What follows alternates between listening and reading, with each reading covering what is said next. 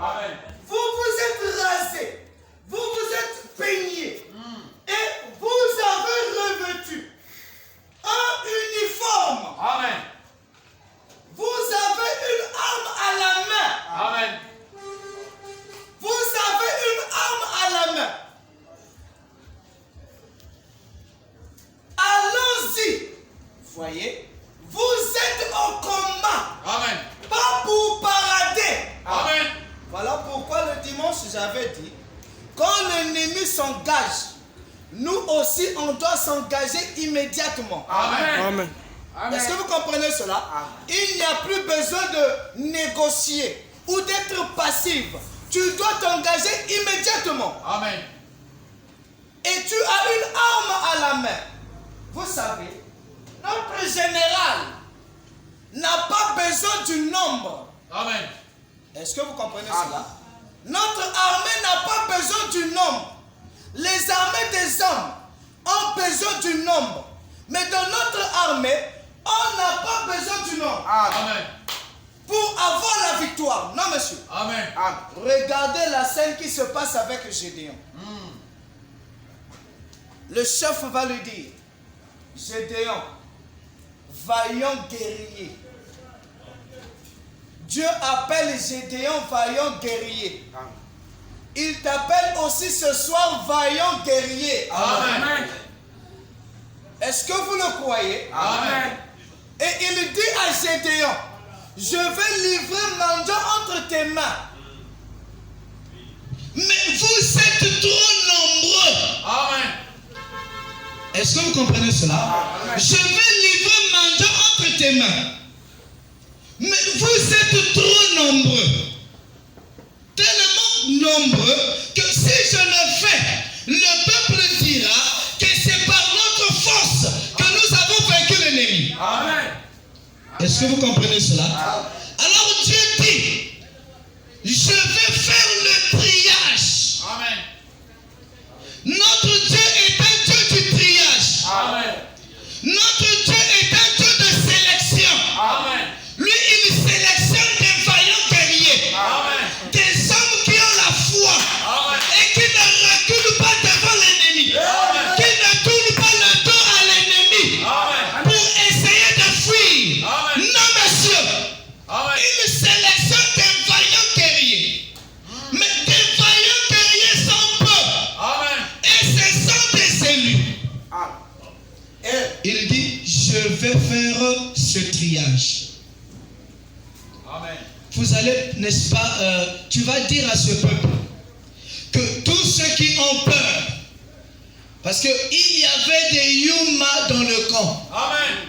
Est-ce que vous comprenez cela? Des gens qui avaient peur, mais qui se cachaient derrière les autres. Amen. Des gens qui avaient peur des sorciers. Des gens qui avaient peur des démons. Amen. Des gens qui avaient peur de la magie. Amen. Mais ils se cachaient derrière les autres pour essayer de montrer qu'ils étaient forts. Mais Dieu les connaissait. Amen. Amen. Et Dieu dit à Gédéon, dit à tous ceux-là qui ont peur, qu'ils peuvent pour eux reculer. Amen. Parce qu'il n'a pas besoin des gens qui ont peur. La peur, c'est l'arme de Satan. Amen. Et nous avons dit qu'on n'utilise jamais les mêmes armes que l'ennemi. Amen. Est-ce que vous comprenez cela? Et eux, ils avaient peur, ils étaient déjà vaincus. Et il fallait que Dieu puisse les écarter. Et Dieu dit à Gédéon, dis-leur déjà de s'éloigner. Parce que le combat fera rage. Ils doivent déjà s'éloigner. Et quand Gédéon a publié cela, ces Yuma-là sont... là, on va reculer. On ne dira plus que c'est nous qui ont fui. Mais c'est Gédéon lui-même qui a parlé. Moi, je voudrais conserver ma vie. Moi, je voudrais garder ma vie. Je ne veux pas mourir. Et Jésus a dit dans sa parole que celui qui conserve sa vie la perdra. Amen. Et celui qui perdra sa vie pour moi va la retrouver. Amen. Ces hommes-là avaient peur de perdre leur vie. Amen. Et quand Gédéon dit cela, il recule. Mais malgré ça, Dieu trouve qu'ils étaient encore nombreux. Amen. Dieu dit non. Ça, ceux qui sont partis là, ce sont des incroyants. Amen. Il y a encore des soi-disant qui sont là. Amen. Est-ce que vous comprenez cela? Amen. Moi, j'ai seulement besoin des croyants. Amen. Mais il y a encore des soi-disant. Emmène-les vers l'eau. Amen. Qu'ils aillent boire de l'eau. Ceux qui vont boire de l'eau et qui vont laver l'eau, ce sont ceux-là que moi je vais, qui vont partir avec toi. Et ceux qui se mettront à genoux pour aussi laver l'eau, ceux-là seront de côté. Vous voyez que ceux qui lavaient de l'eau, qui s'étaient couchés pour laver de l'eau, c'était les plus faibles. Amen. Suivez très bien. Vous comprenez cela? C'était en fait les plus faibles, hein, les plus fatigués. Est-ce que vous comprenez cela? Voilà pourquoi ils ne pouvaient pas se mettre à genoux. Alors ils se sont simplement, n'est-ce pas, pris une position comme allongée pour laver l'eau. Est-ce que vous comprenez cela? Et ceux qui étaient à genoux là, laver de l'eau, c'était des forts. Donc Dieu enlève, n'est-ce pas, à enlever les forts là, pour aller avec les faibles. Pour démontrer à Israël qu'il est Dieu et qu'il est capable de donner la victoire. Est-ce que vous comprenez cela? Et ceux qui vont rester seront seulement au nombre de 300. Alors que les mendiants étaient nombreux eux aussi. Est-ce que vous comprenez cela? Ils étaient vraiment nombreux les mendiants.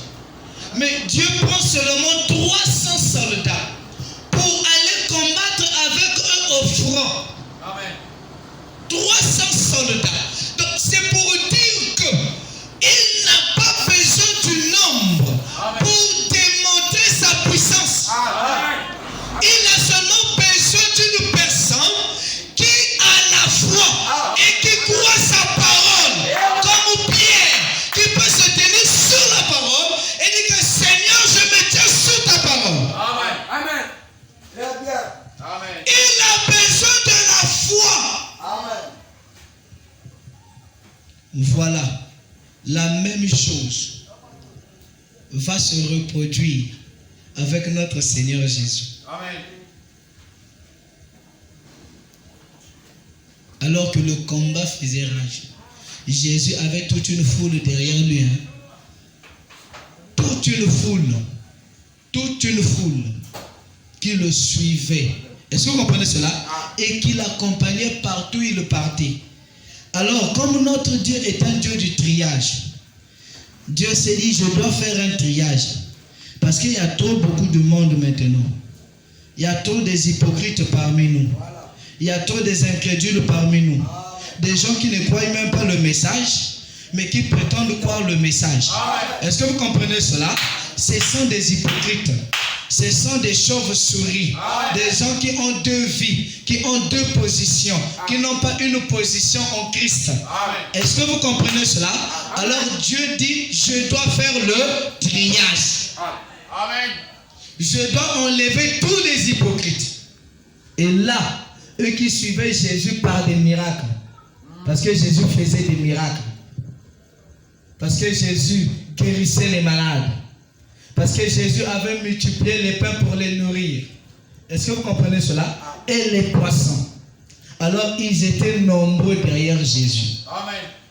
Ils le suivaient, non pas Jésus, mais les miracles que Jésus faisait. Amen. Ils le suivaient, les guérisons que Jésus accomplissait. Et ils étaient tous derrière lui. Alors qu'il fallait suivre Jésus. Parce que Jésus, c'est la vie. Est-ce que vous comprenez cela? Alors Jésus dit non, je dois faire le triage. Et là, Jésus va prendre l'eau amère, l'eau de la parole. Est-ce que vous comprenez cela? Et là, Jésus change de langage. Amen. Il prend maintenant le langage militaire. Le code militaire de notre armée.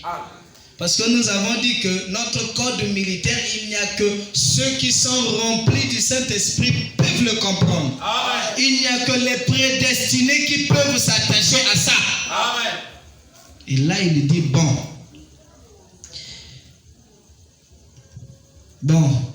vous qui me suivez là, écoutez. Je vous donne ma chair et je vous donne mon sang. Mangez, buvez. Et est-ce que vous comprenez? Amen. Là, les choses commençaient maintenant à changer. Amen. Là, le raisonnement, leur sémence, leur véritable sémence se manifestait maintenant. Vous savez, Frère Branham dit qu'il y a 3 sortes de croyants. Amen. Il y a des vrais, des soi-disant et des incroyants. Amen. Est-ce que vous comprenez cela? Mais vous voyez que ces 3 personnes ont leur type de foi. Amen. Le croyant à la foi, il croit réellement la parole, sans raisonner et douter. Amen. Est-ce que vous comprenez cela? Il n'a pas besoin de voir pourquoi. Amen. Il croit seulement lorsqu'il entend. Et sait que c'est la vérité. Parce que c'est la parole de Dieu. Voilà le croyant. L'incroyant ne croit pas la parole. Est-ce que vous comprenez cela? Amen. Lui, sa foi, c'est le doute. Amen. Quand il entend la parole de Dieu, la première des choses, puisque la parole est là pour manifester la foi de chacun, alors lui, sa foi se manifeste et il doute la parole. Amen. Vous ne pouvez pas reconnaître ces 3 catégories avec les sciences des hommes. Amen. Si vous voulez reconnaître un incroyant, un hypocrite et un véritable croyant, présentez-lui tout simplement la parole. Amen.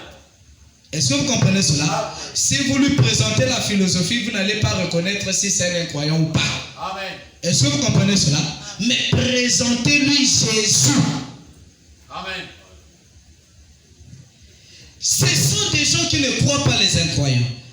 Et les soi-disant, Amen. c'est la position la plus mauvaise. Parce que eux, leur foi, c'est l'hypocrisie. Amen. Ce sont des gens qui vous montrent qu'ils croient, alors qu'au fond, ils ne croient pas. Amen. Amen. Est-ce que vous comprenez cela? Ce sont des gens qui ont pris, n'est-ce pas, les vêtements des brebis, mais ce sont des loups à l'intérieur. Amen. Donc vous voyez que Jésus voulait faire le scindage, le triage, pour essayer de trier les vraies brebis avec les boucs. Et pour trier, il a pris l'eau, qui est la parole. Est-ce que vous comprenez cela? Et il a commencé à donner la parole. Et ceux qui ne croyaient pas, ceux qui n'avaient pas la sémence prédestinée, ceux qui n'avaient pas la vie de Christ, ont rejeté cela. Amen. L'homme croit des choses faciles. L'homme croit l'histoire. Quand tu lui racontes l'histoire, il le croit. Mais lorsque tu rentres maintenant dans la révélation, là, il rejette. Amen. Vous savez pourquoi? Parce que la révélation qui vient, c'est un vin nouveau. Amen. Et le vin nouveau ne peut aller qu'avec des vases nouvelles. Amen. Est-ce que vous comprenez cela? Amen. Si ce vase-là est ancien, alors vous allez constater que ça va s'exploser. Amen. Il va rejeter la révélation. Il va rejeter la parole. Amen. Parce que le vin ne le contient pas. Amen. Le vin ne va pas avec lui. Amen. Est-ce que vous voyez cela? Voilà pourquoi tu dois être, n'est-ce pas, un vase nouveau Amen. pour recevoir la révélation de Dieu. Amen. Pour croire à la révélation de Dieu, tu dois être un vase nouveau. Parce que quand on va mettre le vin nouveau, tu ne vas pas exploser. Amen. Tu ne vas pas te fâcher. Amen. Quand on te dira que William Branham a ressuscité un poisson, Amen. tu diras Amen. Amen. Tu ne vas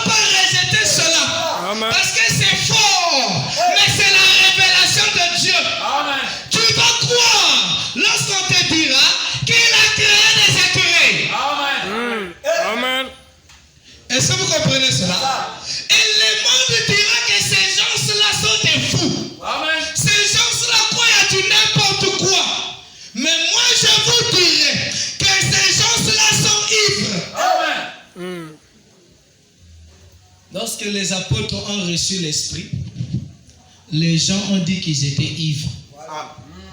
Alors qu'ils n'étaient pas ivres. Amen. Est-ce que vous comprenez cela?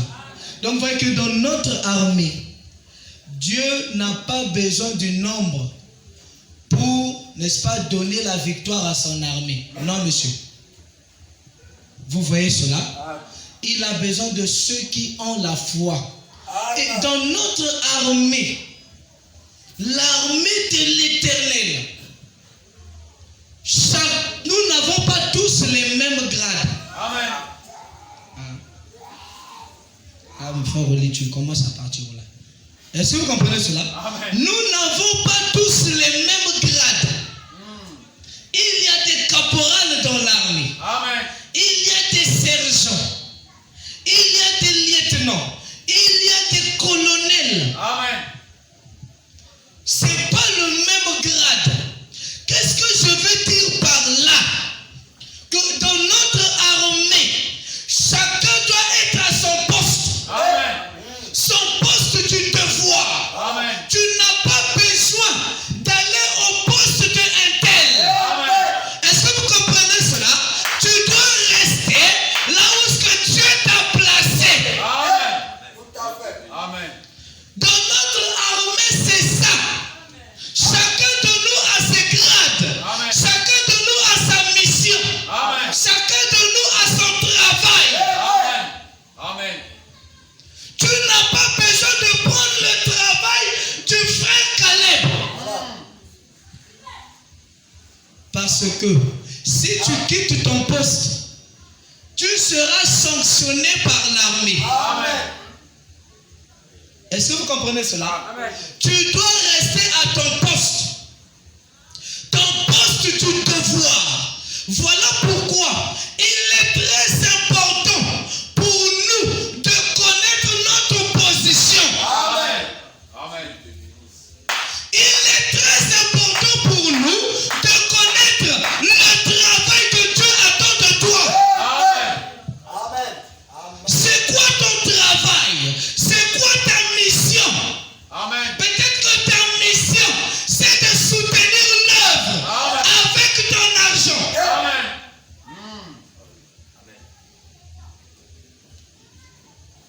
Peut-être que sa mission, c'est de chanter Dieu dans cette église. Amen. Peut-être que ta mission, c'est d'apporter la parole. Amen. Amen.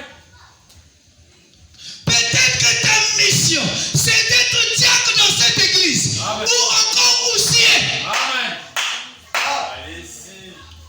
Mais ne va pas convoiter Amen. la place de l'autre. Amen. Amen. Parce que tu ne seras plus à ta place. Tu vas changer de côté. Et quand Dieu va passer là où tu étais, il ne te verra pas là. Et tu seras sanctionné. Amen. Mais bien aimé, il est très important de connaître sa position. Parce que si tu connais ta position, si tu connais ta fonction, si tu connais ta mission, je vous dis, Satan ne va pas vous vaincre. Amen. Amen. Satan ne peut plus vous vaincre. Parce que tu connais qui tu es. Et tu sais là où tu te tiens. Amen. Regardez cet esclave.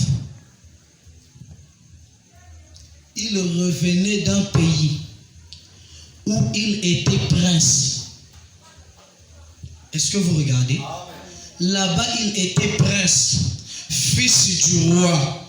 Et on l'a pris, on l'a emmené dans un autre pays, comme étant un esclave. Mais là-bas aussi, malgré qu'il était dans l'esclavage, il se comportait toujours comme un prince. Amen. Parce qu'il savait qu'il était aussi un prince. Amen. Il connaissait sa mission.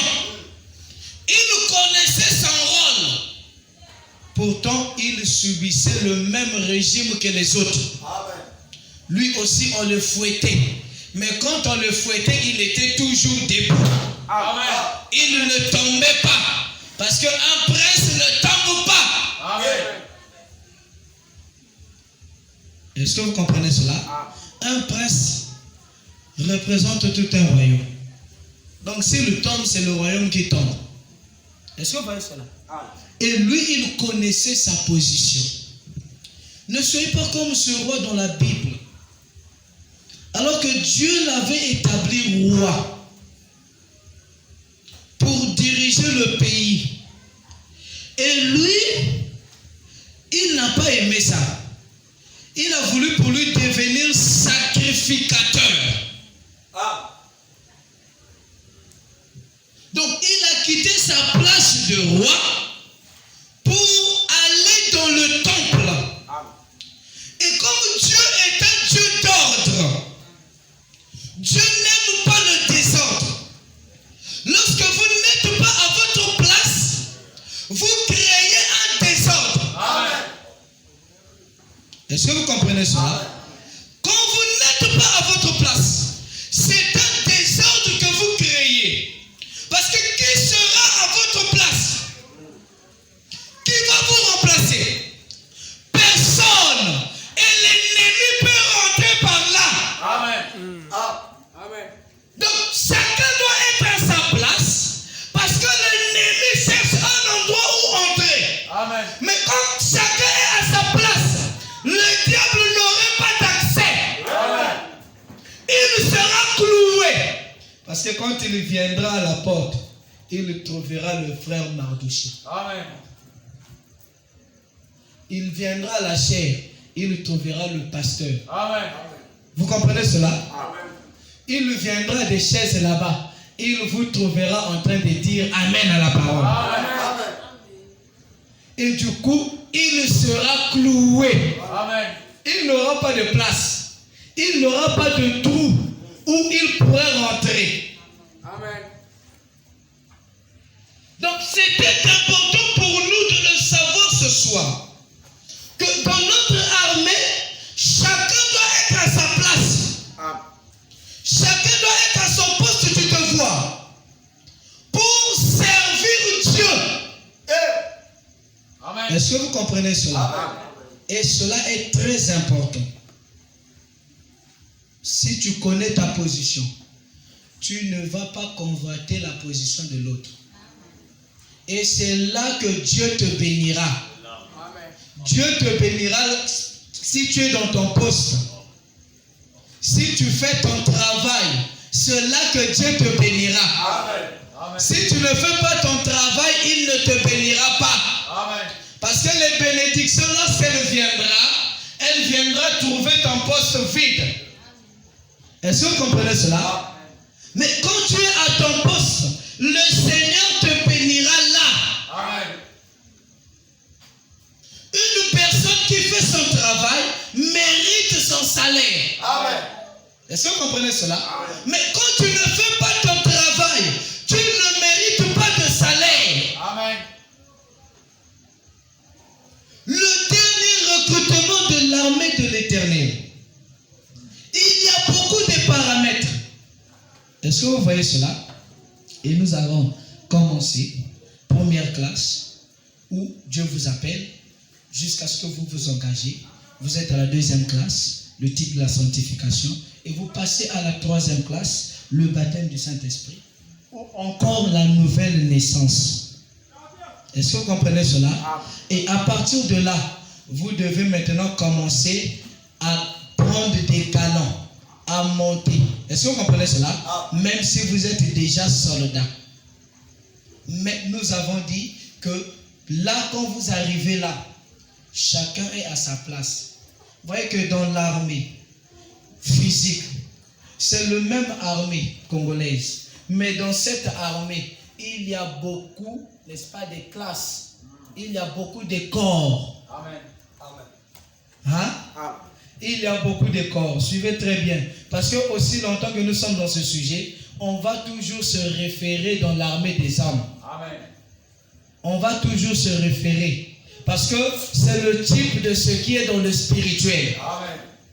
Donc vous voyez que dans les armées des hommes, il y a des corps, beaucoup de corps. Et ces corps-là n'exercent pas la même fonction. Amen. Ces corps-là, chaque corps a un travail à accomplir. Mais dans le cadre de l'armée.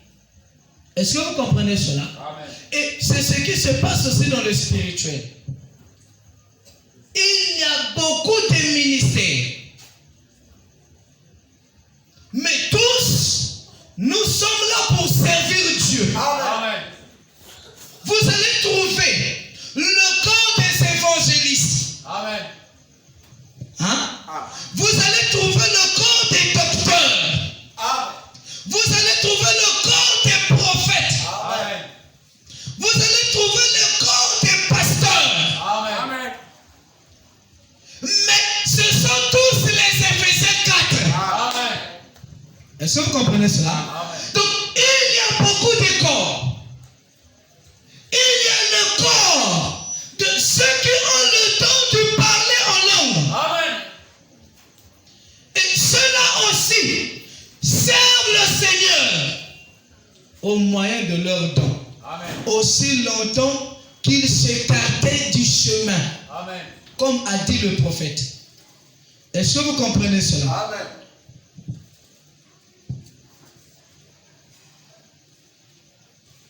Donc, Dieu dans son armée, il y a de l'ordre. Il n'y a pas un désordre là-bas. Si tu fais le désordre, tu seras sanctionné.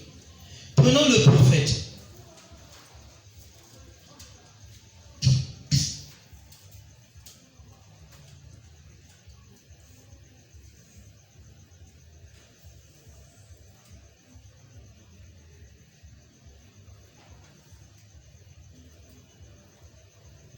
Donc vous voyez que la première écriture que nous venons de lire, Frère Branham montre que Satan envahit. Est-ce que vous comprenez cela? Amen. Il envahit tout. Il envahit le foyer. Il envahit tout. Il envahit vraiment tout. Et il ne laisse rien. Est-ce que vous comprenez cela? Il envahit même des églises, des chaires. Il continue d'envahir. Maintenant, je vais essayer de lier cela avec ce que nous avons lu le dimanche. Suivez très bien. Suivez très bien. Pour savoir comment est-ce que Satan envahisse des foyers. Comment est-ce que Satan envahisse des églises. Est-ce que vous comprenez cela?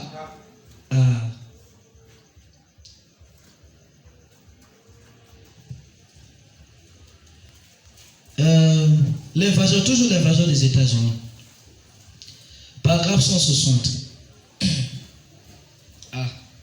Quand je suis arrivé ici, j'ai laissé toutes mes brochures à Brazzaville.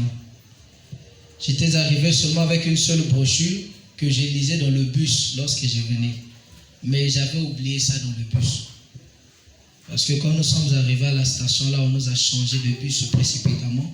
Et comme j'avais mis ça sur le fauteuil, j'ai laissé ça là-bas. Donc, aucune brochure. Voilà pourquoi j'utilise la tablette du frère Jairus. Amen. Que le Seigneur le bénisse vraiment pour cela. Donc, vous voyez que l'invasion des États-Unis, paragraphe 160. Et puis, si vous remarquez, il ne pouvait pas entrer ici en se servant du ministère. Alors, ce qu'il a fait, c'est qu'il est entré à Hollywood. Ici, il a installé son quartier général. Amen. À Hollywood. Le diable a atterri ici. Et il y a quelques années, 15 ou 20 ans, avec sa grande armée. Branham appelle l'armée de Satan une grande armée. Parce que Satan, ce n'est pas un petit combattant. Ce n'est pas un petit combattant. Il a commencé à combattre depuis longtemps. Amen. Il connaît aussi comment ce que Dieu combat. Est-ce que vous comprenez cela? Amen. C'est l'ancien ennemi de Dieu. Amen. Leur conflit a commencé depuis longtemps. Amen. Donc il ne faut pas sous-estimer l'adversaire. Amen. Il ne faut jamais sous-estimer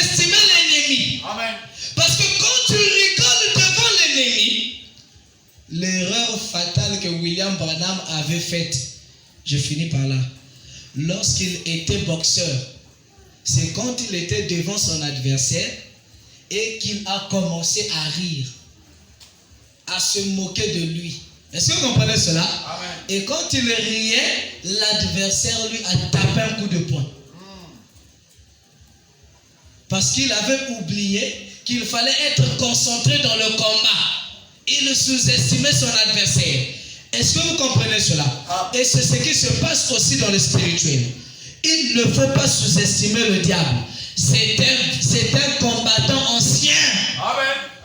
Il a combattu le patriarche dans l'Ancien Testament. Il a combattu le patriarche dans le Nouveau Testament. Et il continue à combattre jusqu'aujourd'hui. Amen. Et au fur et à mesure que nous avons de nouvelles armes, lui aussi il crée de nouvelles armes. Amen. Est-ce que vous comprenez cela? Voilà pourquoi les